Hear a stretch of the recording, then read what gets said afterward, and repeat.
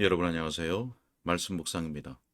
우리는 찰스 스펄전 목사님의 설교를 통해서 마태복음 27장 45절의 말씀을 3시간 동안의 흑암이라는 제목으로 읽고 묵상하고 있습니다. 오늘은 그 네 번째 요점이자 마지막 요점인 공조에 대한 것을 우리가 생각하도록 하겠습니다. 자, 먼저 본문의 말씀을 읽겠습니다. 제6시로부터 온 땅에 어둠이 임하여 제9시까지 계속되더니. 아멘. 설교 내용을 읽도록 하겠습니다. 자, 이제 네 번째 요점이자 마지막으로 드릴 말씀은 공조에 대한 것입니다. 여러분은 자연이 자기를 지으신 주님께 공감하는 것이 보입니까? 즉, 하늘에 있는 태양이 의의 태양의 공조를 나타내고 있는 것이 보입니까? 만물을 존재하게 하신 분이 어둠 속에 계시는데 자연은 빛 가운데 그대로 남아있는 것은 불가능한 일이었습니다. 제가 첫째로 보는 공조의 사실은 이것입니다. 그리스도께서 빛을 발하시지 않자 모든 빛이 희미해진다는 것입니다. 주님께서 빛을 비추시지 않으시면 모든 것이 흑암입니다. 교회 안에 예수님께서 계시지 않으면 그 교회 안에 무엇이 존재하겠습니까? 예수님께서 뒤로 물러가신다면 태양 자체가 우리에게 빛을 산출할 수 없었습니다. 일곱초 때는 주님께서 그 사이에 다니시며 손질을 하고 거룩한 기름을 채우지 않으시면 금방 꺼질 것입니다. 형제 여러분, 그리스도께서 여러분과 함께하지 않으시면 여러분은 금방 힘이 빠지고 심령도 쇠해지며 손도 풀리게 됩니다. 만일 예수 그리스도를 온전하게 설교하지 않으면 또 그의 성령으로 말미암아 그리스도께서 우리와 함께 계시지 않으시면 단번에 모든 것이 어둠 속에 들어갑니다. 십자가를 모호하게 말해 보십시오. 그러면 모든 영적 교훈을 흐려놓은 셈입니다. 여러분은 이렇게 말할 수 없습니다. 나는 다른 모든 요점에서 명료하고 다른 모든 교리에 대하여도 분명하게 말할 것이다. 그러나 너무도 많은 사람들이 트집을 잡고 있으니 속죄의 교리는 피할 것이다. 자, 선생들이요. 결코 그럴 수 없습니다. 촛불을 밝혔으나 그것을 가려놓으면 집안 전체가 어둡습니다. 모든 신학은 십자가에 공감하며 십자가에 의해 영향을 받고 채색됩니다. 여러분이 드리는 경건한 예배와 읽는 책들과 공적인 예배가 다 이런저런 방식으로 십자가와 연결될 것입니다. 만일 십자가가 어둠 속에 있다면 여러분이 행하는 모든 일도 다 어둠 속에 있게 될 것입니다. 여러분의 의심들을 불러내 보십시오. 철학들을 꾸며내 보십시오. 여러분 자신의 이론을 만들어 보십시오. 거기에서 십자가가 제외되었다면 거기에는 어떤 빛도 존재하지 않을 것입니다. 여러분 자신이 만든 불꽃들도 헛되고 여러분은 슬픔 속에서 눕게 될 것입니다. 그리스도의 하신 일과 그 산고가 우리에게 제일 중요한 것이 되고 유일한 소망이 되지 않는다면 우리의 모든 일과 산고도 결국 헛될 것입니다. 우리에게 유일한 빛인 그리스도의 십자가에 대해서 깜깜하다면 여러분의 어둠이 얼마나 크겠습니까? 자, 다음으로 모든 피조물이 다 그리스도께 의존되어 있음을 주목하십시오. 그리스도께서 물러나시자 모든 피조물이 어두워진 사실에서 그 점이 입증되었습니다.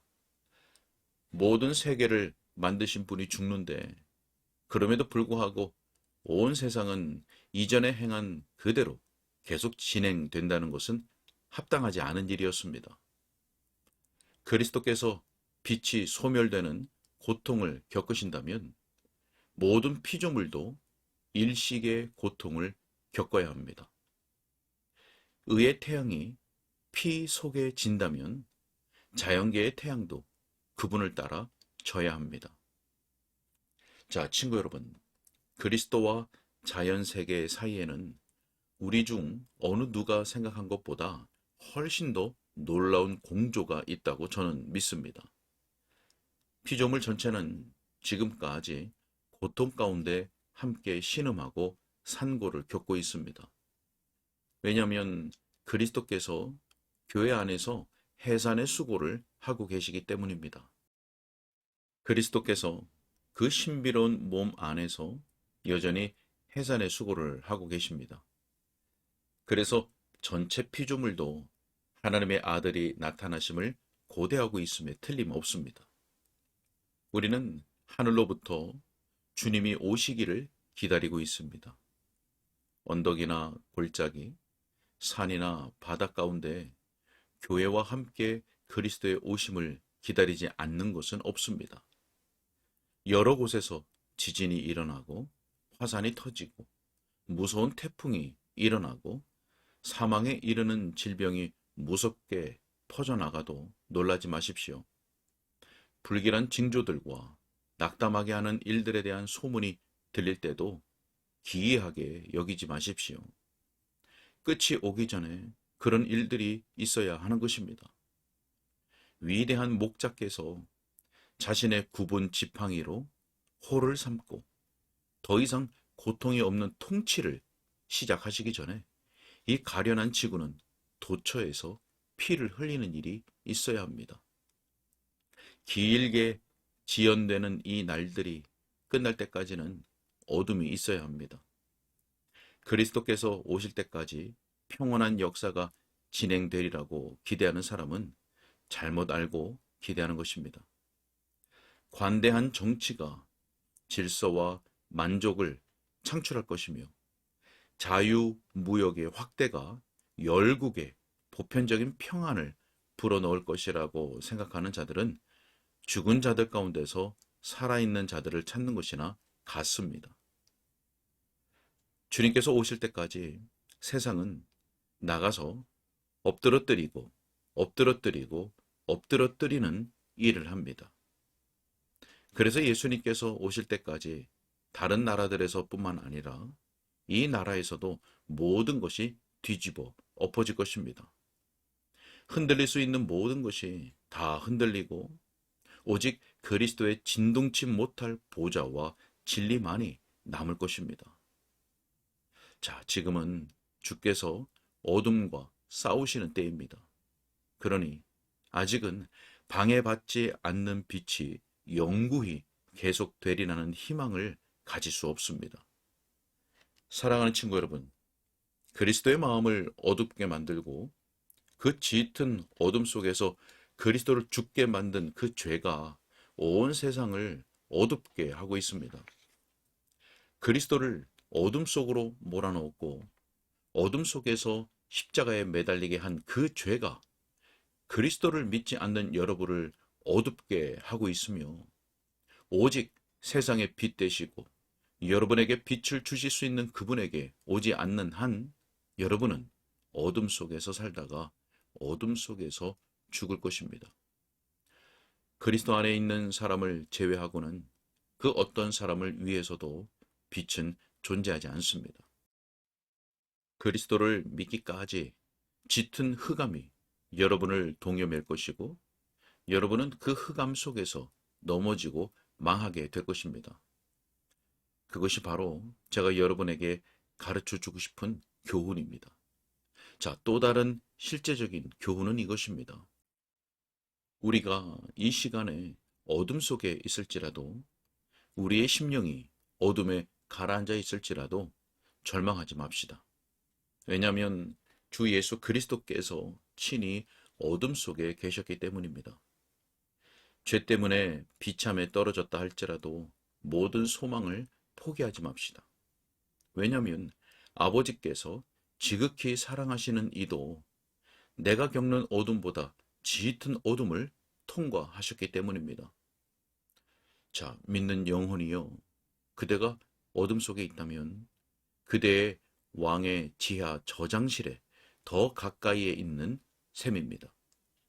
그 지하실에서는 포도주가 잘 숙성됩니다. 여러분은 주님의 장막 속에 들어간 셈이고, 그래서 주님과 함께 말할 수 있습니다.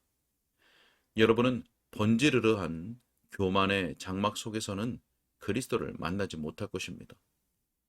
악함의 어리석은 소굴 속에서도 만나지 못할 것입니다. 음악과 춤과 술잔이 인간의 정욕에 불을 붙이는 곳에서는 주님을 만나지 못할 것입니다. 그러나 여러분이 애통의 집에 가면 슬픔의 사람이신 그분을 만날 것입니다. 헤로디아가 춤추는 곳이나 번이개가 매력을 뽐내는 곳에 주님은 계시지 않고, 오직 슬픔에 찬 심령으로 기도하는 여인이 있는 곳에 주님은 계십니다. 어둠 속에 잠잠히 앉아 자기 잘못을 비통해하는 곳에는 주님이 반드시 계십니다. 자, 여러분이 구름 아래에 있을지라도 주님을 간절히 바라십시오. 필히 주님을 만날 수 있을 것입니다. 여러분은 깊은 슬픔 속에 가만히 서서 말하십시오. 주여, 설교자가 주님의 십자가도 이와 같은 어둠 속에 서 있었을 때가 있다고 말하더이다. 예수님이시여, 내 기도를 들으소서. 자, 그럴 때 주님께서는 여러분에게 응답하실 것입니다. 주님께서 구름 기둥 속에서 보시고 여러분에게 빛을 발하실 것입니다. 나도 그들의 슬픔을 안다라고 말씀하십니다. 주님께서는 마음이 상한 자를 결단코 모르지 않으십니다. 그리스도께서 한때 우리의 죄 때문에 고난을 당하셨습니다. 그를 신뢰하십시오. 그러면 주님께서 여러분에게 빛을 비추실 것입니다. 주님을 의뢰하십시오. 그러면 주님께서 여러분을 어두운 광야에서 끌어내어 안식의 땅으로 인도하실 것입니다. 하나님께서 여러분이 그렇게 하도록 도우시기를 바랍니다.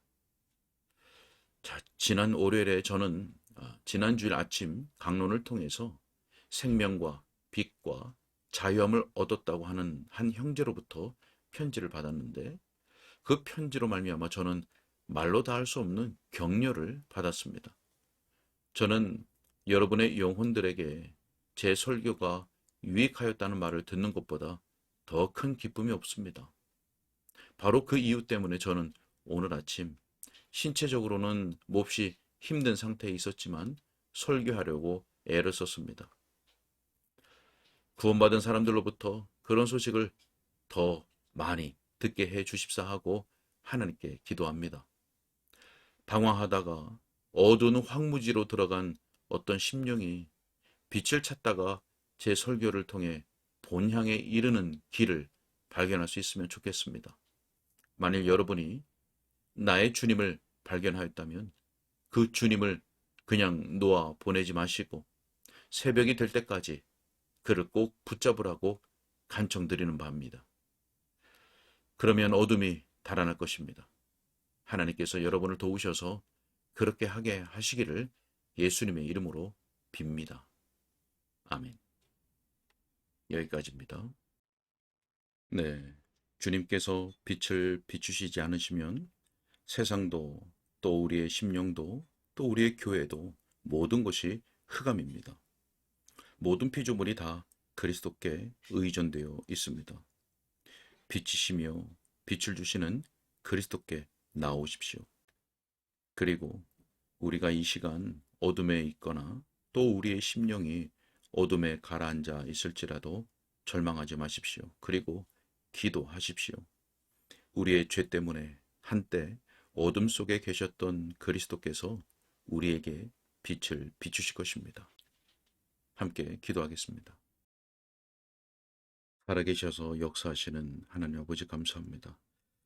우리 주 예수 그리스도께서 어둠에 계시지 않으셨다면, 그리고 우리에게 빛을 비추시지 않으셨다면 우리는 우리의 죄 가운데서 죽었을 것입니다. 하나님 감사합니다. 우리로 하여금 죄의 어둠에 빠지지 않게 하여 주시고 우리의 마음과 삶에 어둠이 왔을 때는 기도하게 하시며 그로 말미암아 우리에게 빛을 비추시는 그 주님의 놀라운 은혜를 경험하게 하여 주옵소서. 주님께 덕하옵고 예수님의 이름으로 기도합나이다. 아멘.